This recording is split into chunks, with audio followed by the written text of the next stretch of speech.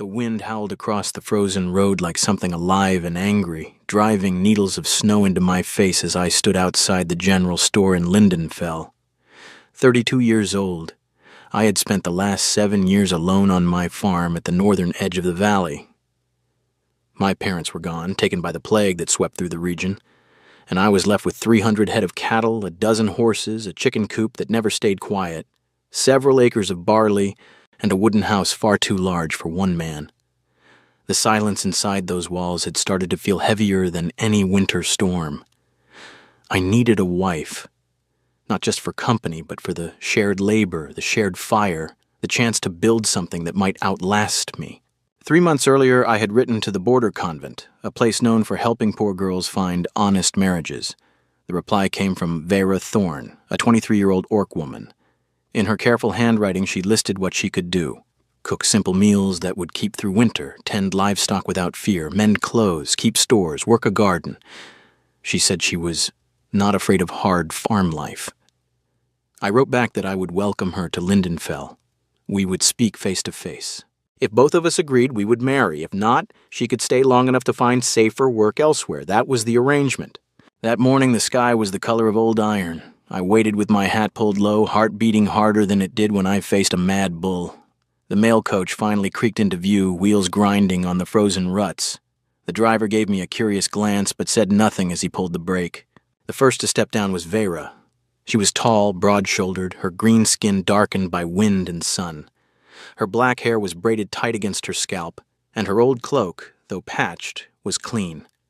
Her yellow-green eyes swept the street once, wary but steady. Then she turned and offered her hand to someone still inside the coach. A smaller orc girl climbed down after her, 16 at most, clutching a cloth bundle to her chest. She was thinner, her lips already blue with cold, shoulders hunched against the wind. Vera pulled the girl close, shielding her from the worst of the gusts. Vera looked straight at me. "Are you Samuel Vane?" I swallowed once. "Yes," I answered. "I am Samuel Vane." She gave a short nod as if confirming something she already feared. Then she rested a hand on the younger girl's shoulder. "This is my sister, Mira." I wrote that she would be coming with me. The words landed like a stone in still water. I had received only one letter from Vera, clear, direct, and mentioning no sister. I opened my mouth, closed it again. Mira's fingers tightened on her sister's sleeve, her eyes wide and frightened, as if she expected the next words out of my mouth to send them both back into the snow. Vera's face paled beneath the green. "If you cannot accept this, we will find another way. We won't trouble you." But I saw the truth in her eyes. They had 2 small bundles between them, a few changes of clothes, 1 worn book, and what looked like the last of their dry bread. No money, no other family, no road back. I looked at Mira, small, shivering, trying so hard to look brave, and then at Vera, who stood ready to carry her sister away into the cold rather than leave her behind. I knew what it was to lose everyone. I had lived with that emptiness for 7 years.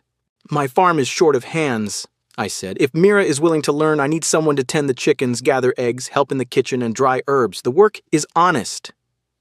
Vera stared at me as though she had misheard. Mira's voice came out small. "So, we may go with you?" I met her eyes. "Yes, but I must be clear. Wind Meadow is not an easy place. The winters are long and bitter.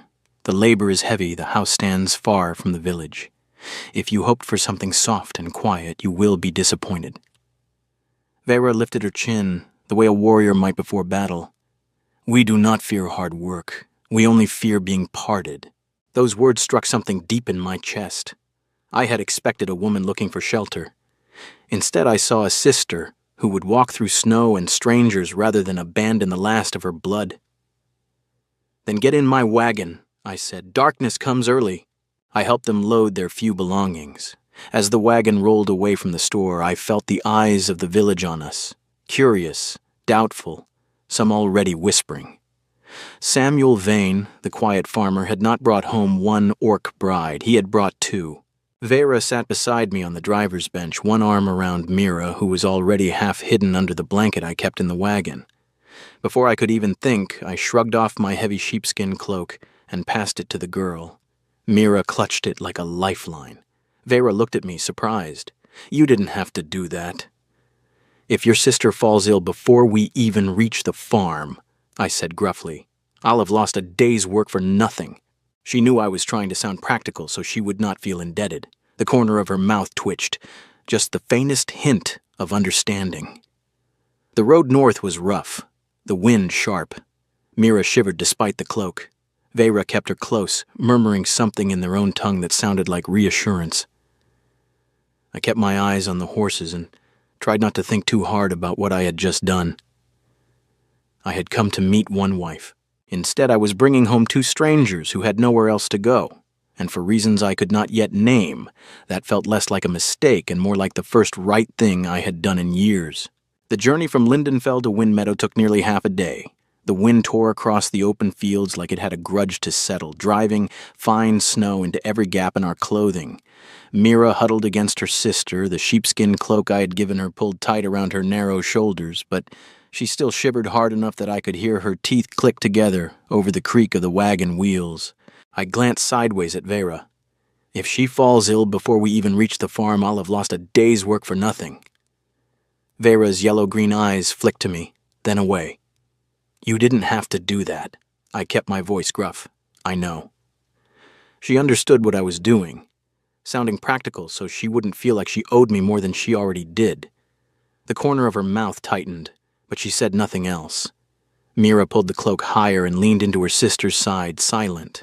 The road north was rough and empty. Snow had drifted across the ruts, forcing the horses to pick their way carefully.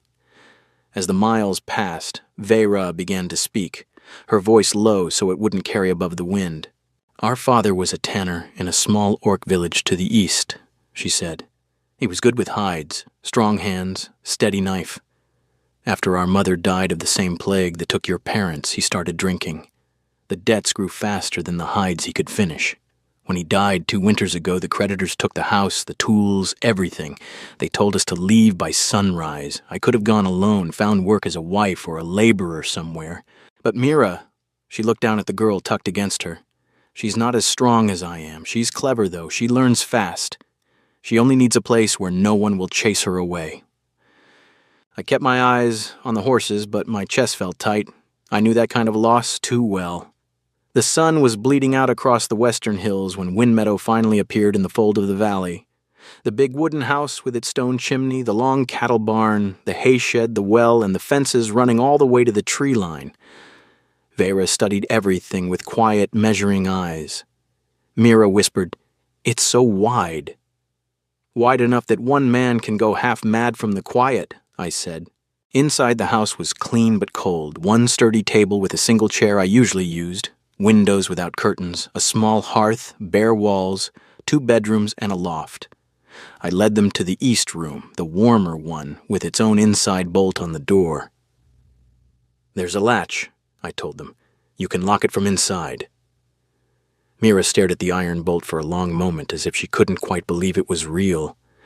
Vera asked quietly, "You don't need the key."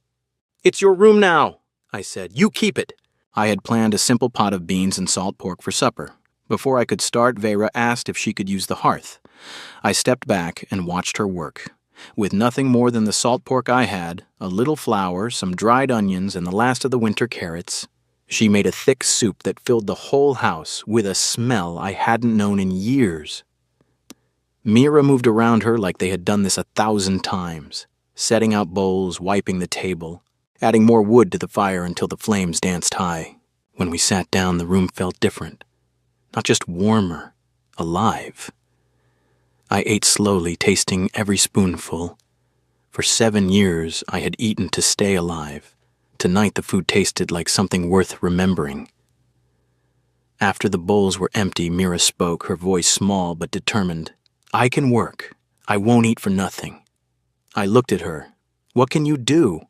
"I can read, I can keep accounts, I can gather eggs, mend clothes, learn whatever you need."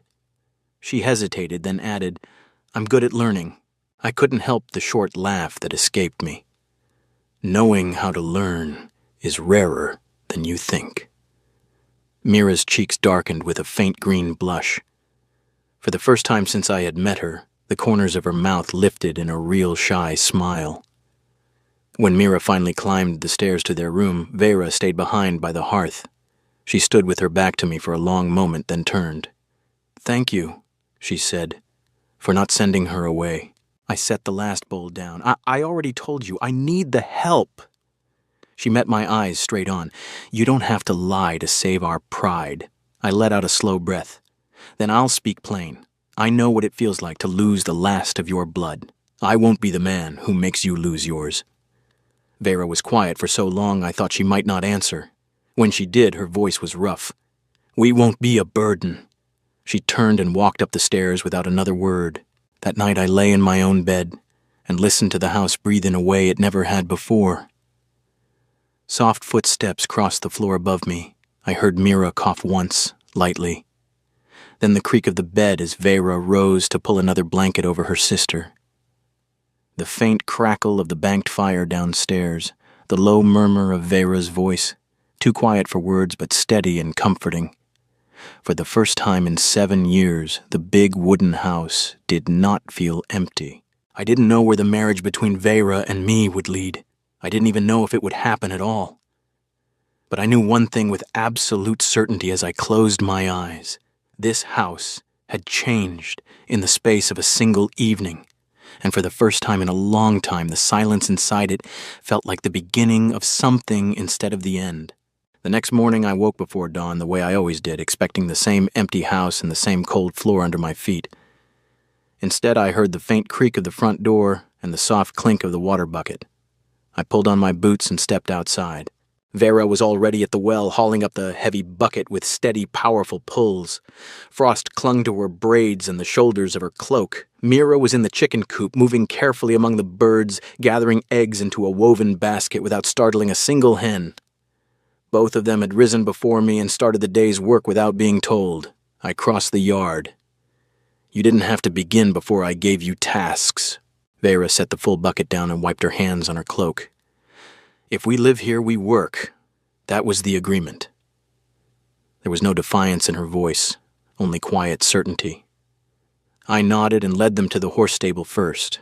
Vera moved along the stalls like someone who had done this all her life.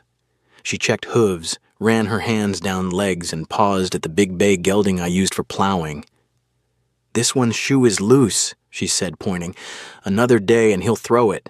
She was right. I had meant to fix it yesterday and forgotten.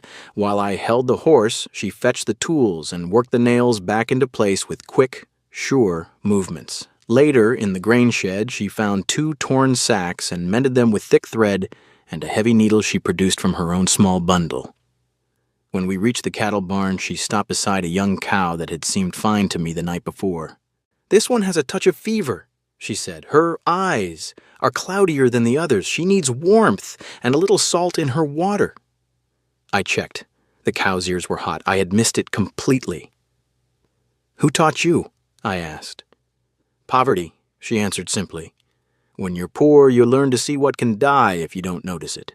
Mira followed us with her small notebook, writing down numbers, eggs collected, sacks mended, animals checked. 2 days later, she looked up from the ledger and said quietly, "You paid too much for the last load of salt.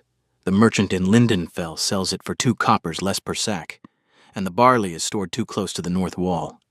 It will mildew before spring." I stared at the 16-year-old girl who spoke with the calm authority of an old clerk. "You're certain you're only 16? Mira's ears turned a deeper green, but she smiled again, that small, surprised smile I was starting to look forward to. "News came from the village that a heavy snowstorm would strike within 2 days.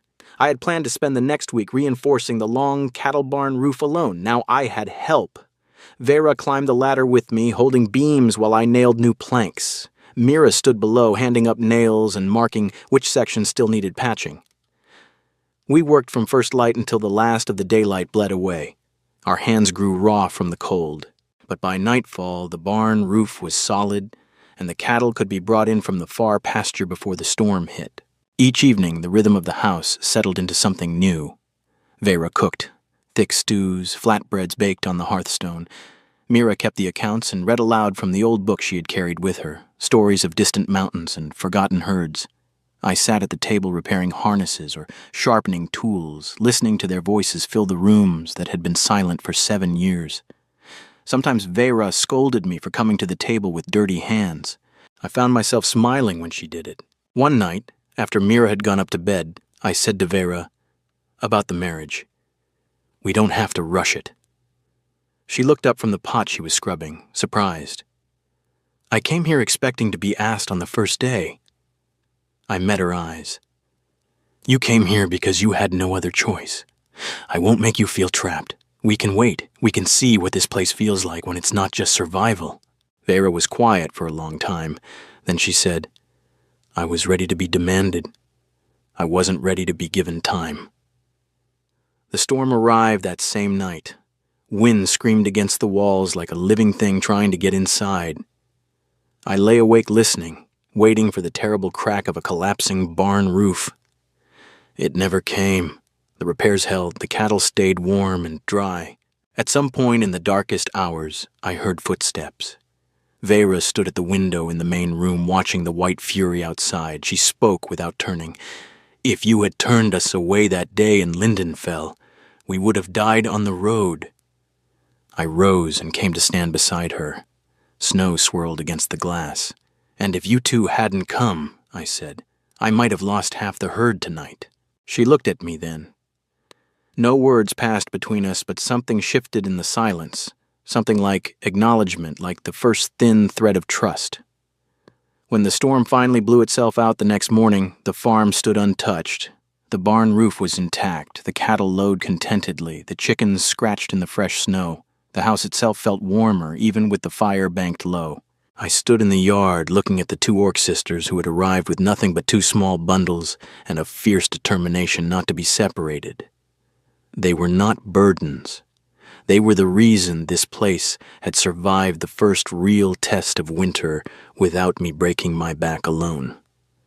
For the first time in 7 years, I understood that the emptiness I had carried was not just the absence of a wife, it had been the absence of a family.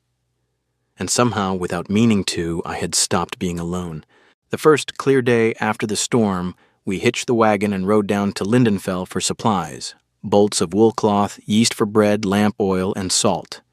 Mira sat between us, notebook clutched tight in her lap. Vera kept one hand on the edge of the bench, eyes scanning the road as if trouble might step out from behind every snowdrift. The moment we entered the village, the stairs began. Heads turned in doorways. Whispers followed us like a second wind. I heard fragments as we passed. Samuel brought orc women home. Not one, 2 of them. One for a wife and the other for... What? Mira's shoulders drew inward. Vera's jaw tightened, but she said nothing. Inside the general store, the air grew thick.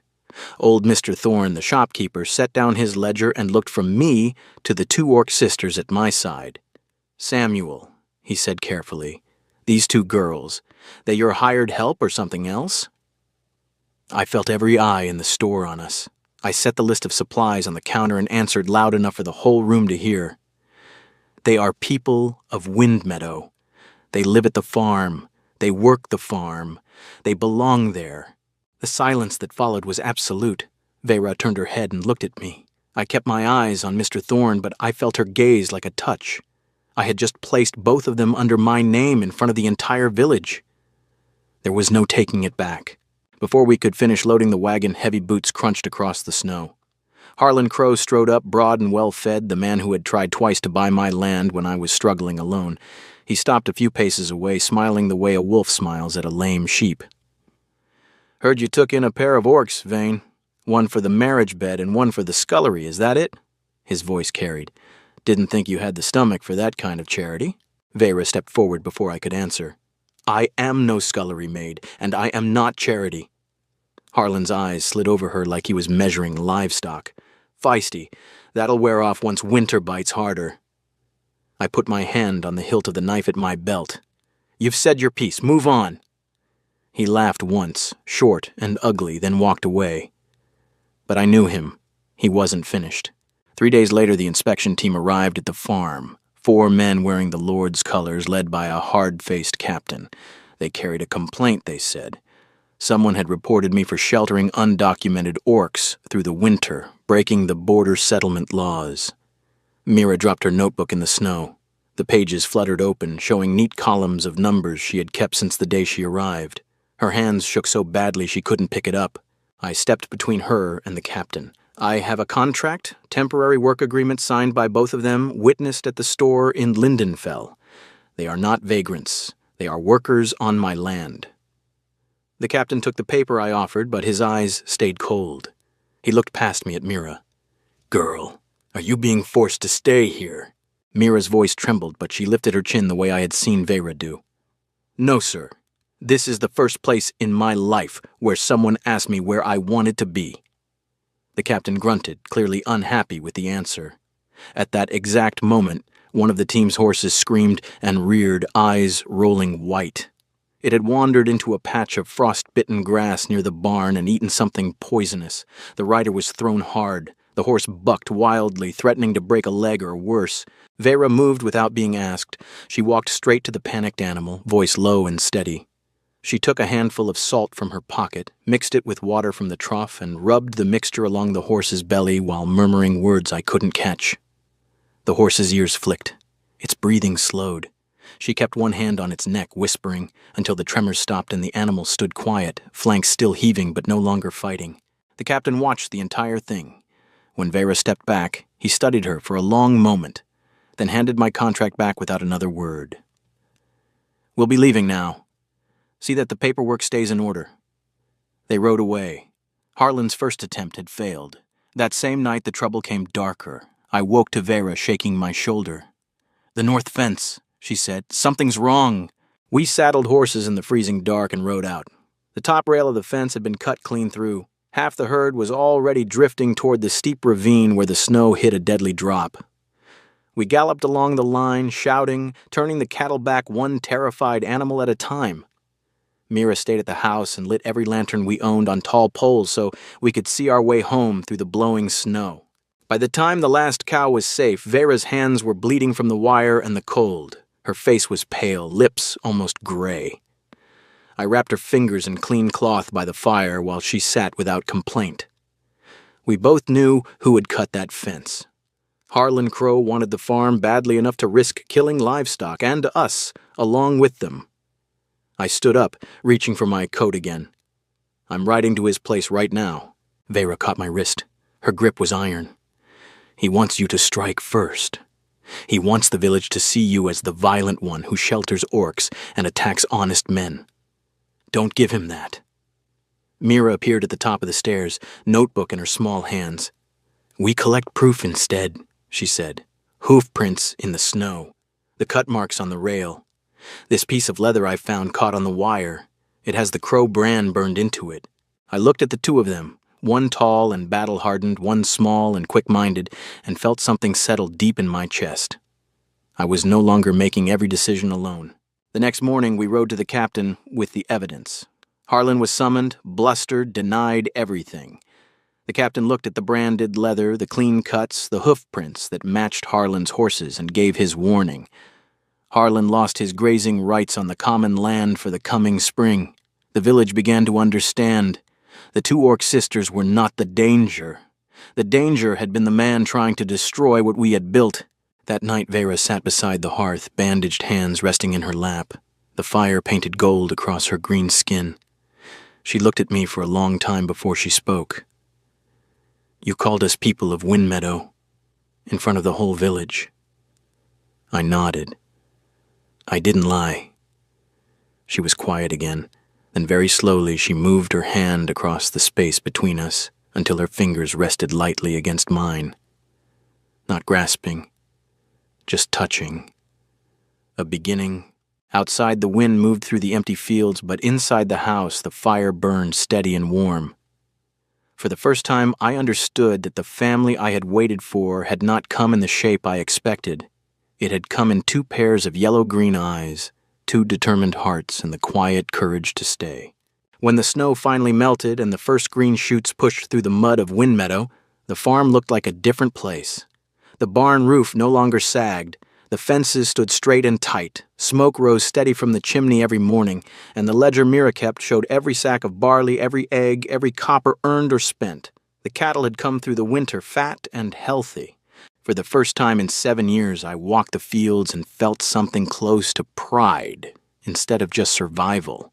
Mira changed with the season. I took her down to the village scribe one bright morning and asked if he would teach her proper accounting, map reading, and the keeping of trade ledgers.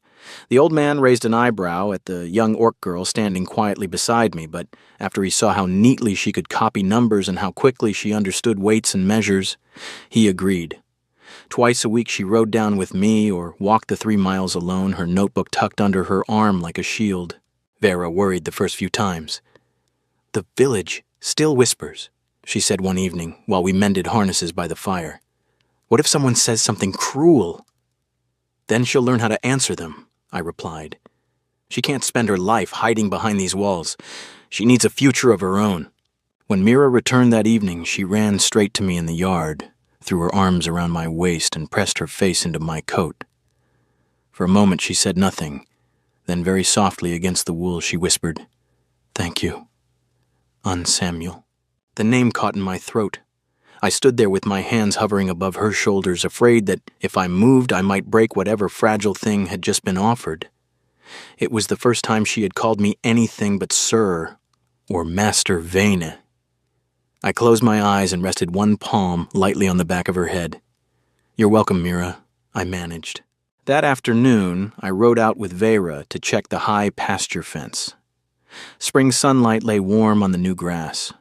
We worked side by side, replacing a few rotten posts, and the silence between us felt comfortable now instead of careful. After a while, she straightened, wiped sweat from her brow with the back of her wrist, and asked the question I had known was coming. If the letter had arrived complete that day in Lindenfell, if I had written clearly that Mira was coming with me, would you still have taken both of us? I looked down at the farm spread below us, the house with its new shutters, the barn standing solid, the thin column of smoke from the chimney where Mira was probably already starting supper. I thought of the cold, empty evenings before they arrived.